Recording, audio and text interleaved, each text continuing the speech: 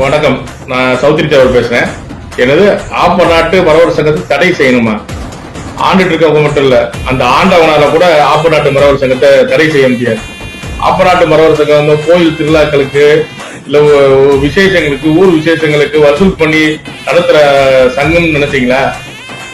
வெள்ளையனோட ஏகாதிபத்தியத்தை எதிர்த்து ஆரம்பிக்கப்பட்ட சங்கம் ஆப்ப நாட்டு மரவர் சங்கம். 1918 காவல் முறைகள் வந்து அந்தந்த ஆப்ப நாட்டு கிராமங்களை சேர்ந்த ஊர் தலைவர்கள்ட்ட இருந்துச்சு. ஏன்னா அடிமை இந்தியாவில கூட தனி ஆளுமையோட வாழ்ந்த இனம் தேவரினம்.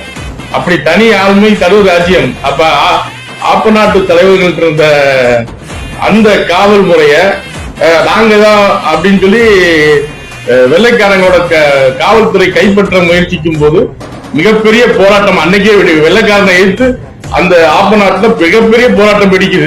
அப்பதான் அந்த 1919 உருவாக்கப்பட்டதுதான் இந்த ஆப்ப நாட்டு மரவர் சங்கம். வெள்ளைய ஏகாதிபத்தியத்தை எதிர்த்து உருவாக்குன அந்த ஆப்ப நாட்டு மரவர் சங்கத்தை யாராச்சும் தடை பண்ணிட முடியுமா? அவ்வளவு ஈஸியா? புரியாத சில தற்கொலைகள் பேசுறாங்களே தவிர்த்து அந்த பகுதியில் வாழும் தேவேந்திரோட வேளாளர் மக்களுக்கு கூட ஆப்ப நாட்டின் சக்தி, மரவர் சங்கத்தின் சக்தி என்னன்றது அவங்களுக்கு தெரியும்.